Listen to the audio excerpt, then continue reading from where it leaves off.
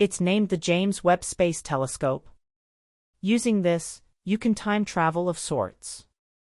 I mean, it isn't possible to go back in time, but with this, you can get a glimpse of history.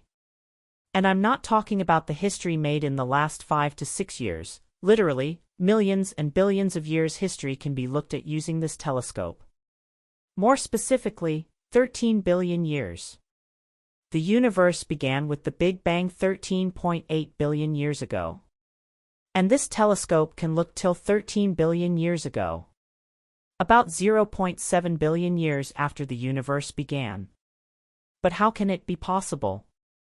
Come, in today's video, let's understand this phenomenon. Liftoff from a tropical rainforest, to the edge of time itself, James Webb begins a voyage back to the birth of the universe. Nature has its way of being even more creative than we are. So we have always been surprised by what we see in the sky. That's why building a telescope has always been interesting. I don't think that human beings have the obligation to learn about space. But it will be foolish and short-sighted not to do so. It may hold the key to our survival. What will JWST study? The most special thing about this telescope is that it has been designed mainly to detect infrared light. When you look at the sky, with a normal telescope, you see the wavelengths of visible lights. The light that you can see with your naked eye. Do you remember studying about electromagnetic spectrum in school? The electromagnetic waves in a broad spectrum. It includes X-rays, ultraviolet rays, radio waves, microwaves, and in there is a small range of visible light. The light that we can see with our naked eyes. The normal telescopes that you can buy at any shop help you look only at the wavelength of the visible light. The range of visible light is between blue color to red color, and red has the biggest wavelength. And as you know, with electromagnetic waves, the bigger the wavelength, the easier it is for the electromagnetic waves to pass through any object or obstacle. Like the radio waves. The radio that you listen to. The wavelengths of radio waves may span more than kilometers. For this reason, you can listen to the radio waves that pass through buildings even. The wavelengths of infrared are bigger than that of red. But we can't see infrared with our naked eyes. The advantage of using a telescope for looking at infrared can be seen in this photo. The photo on the left was taken by the Hubble Space Telescope. The most powerful space telescope we had till now. You can see the space dust in it. And you can see the clouds of gases forming. But infrared wavelength can pass through the dust and clouds and we'll be able to see what lies behind this. The picture on the right is what we imagine we would be able to see with the James Webb Telescope. Basically, you can say that we'll get a more high-quality, HD picture. The word infrared basically means below red. This word comes from Latin, infra means below. So infrared literally means below red. Because its frequency lies below that of red. And frequency is inversely proportional to wavelength. You'll recall this. Anything that radiates heat emits infrared waves. Humans, animals, the sun, fire, each of these emits infrared waves. That's why in night goggles, you would have seen soldiers use night goggles often. They basically detect infrared. Through the night vision goggles, you get a view like this. It is captured by infrared cameras. Since the telescope will look at stars and galaxies of stars, and planets, all of which radiate heat, it'll be possible to capture and look at the infrared waves. The other advantage of infrared is that when a telescope looks at stars at such a distance, stars that are billions of kilometers far from us, when the light from those stars reaches the telescope, the light has traveled such a distance, that by the time it reaches here, and as we know the universe is slowly expanding, the wavelength of the light gets stretched. The wavelength gets elongated. This phenomenon is known as the red shift. That the wavelength of the light has stretched a bit, and has shifted towards the color red. With telescopes, mirrors of gold, the bigger the mirror they are equipped with, the more light they'd be able to capture. And the resolution of the image that we get will be that much higher. That's why, with the creation of more and more advanced telescopes, they are being equipped with bigger mirrors. The mirror of the Hubble Space Telescope was of this size. And you have the mirror of the James Webb Space Telescope beside it. This entire mirror is plated with 24-karat gold. Because gold is the best at reflecting red light.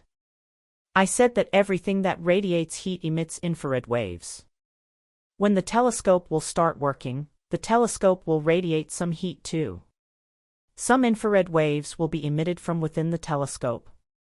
It'll interfere with the waves coming from the galaxies, and we wouldn't be able to get good high-quality pictures. To avoid this James Webb telescope will work only at the cold temperatures of -223 degrees Celsius. The temperature needs to be so low for it to work. On Earth, the temperature hasn't fallen below -89 degrees Celsius. So how could this telescope be kept so cold? It is possible to do it in space. It is possible because it is very cold in space, unless there's sunlight. This space telescope isn't being deployed near the Earth, as the Hubble Space Telescope was. Hubble is close to the Earth and orbits around it. But this will be deployed 1.5 million kilometers away from the Earth. At the point known as the L2 point. L stands for Lagrange point.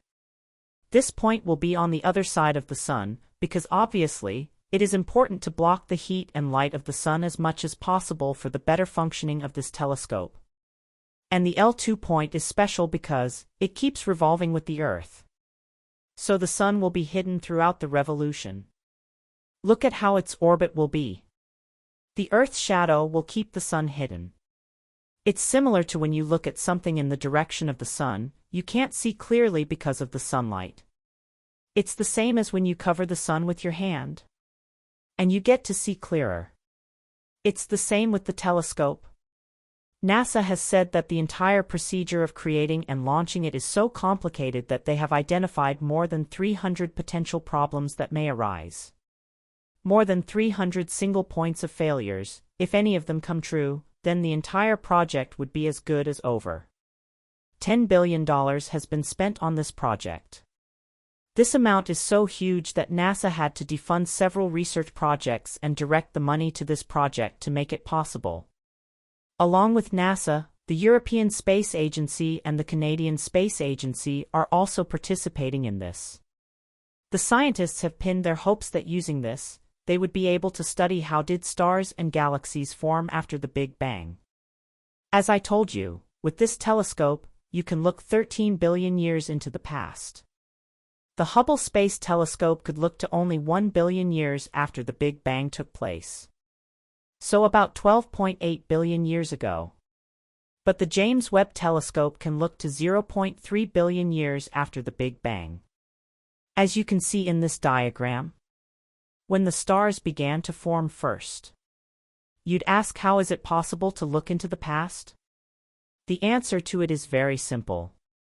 The light takes some time to travel the distance. And by the time the light reaches from one place to the other, a lot of time would have passed. Especially when it involves distances this large. The light from the Sun reaches the Earth by traveling approximately 8 minutes. It means that if the Sun vanished suddenly, for example, it will take 8 minutes for people to find out on Earth, to see that the Sun has disappeared. In a way, you can say that we are looking 8 minutes into the past when we see the Sun. Similarly, apply this logic on a large scale. The stars and galaxies that are millions of light years away from us, when we look at them through the telescope or we gaze at the stars from the Earth, we are actually seeing them as they were millions of light years ago. The universe is so huge that there are stars that are 13 billion light years away from us. By the time their light reaches Earth, 13 billion years would have elapsed, and what we get to see today are the events of 13 billion years ago. This way we can get a glimpse of history. With this logic, theoretically, it is also possible that if we go 100 million light years away from the Earth, we teleport to a planet that is 100 million light years away from the Earth. And on that planet, we build a very powerful telescope and look at the Earth. We'll get to see the Earth as it was 100 million years ago. We'll get to see dinosaurs. But the practical problem to doing this is that by the time we go to the other planet and look back at the Earth, it will take a much longer time to reach the other planet than the years that we can look back to. So if it becomes possible to travel by teleporting, we'll be able to watch history occurring on the Earth. And would actually be able to time travel. Additionally, it will be also interesting to see the new planets that the James Webb Telescope discovers. Can it find a planet with Earth-like conditions? Where life can be possibly found? Time will tell.